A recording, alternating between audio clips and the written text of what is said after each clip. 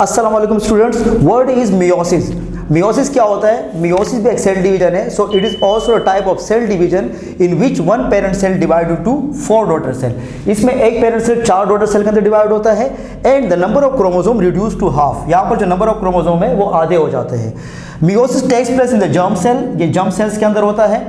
यहाँ पर मैंने डायग्राम से आपको समझाने की कोशिश की है। हमारे पास एक पेरेंट सेल है जो अल्टीमेटली 4 डॉटर सेल के अंदर डिवाइड हो रहा है, ठीक है, और नंबर ऑफ क्रोमोसोम हाफ हो रहे हैं। यहाँ पर अगर आप देखें तो आपको 4 क्रोमोसोम नजर आ रहे हैं और ईच डॉटर सेल में आपको 2 क्रोमोसोम नजर आ रहे हैं। So one parent cell divide to 4 daughter cell and the number of chromosome reduce to half.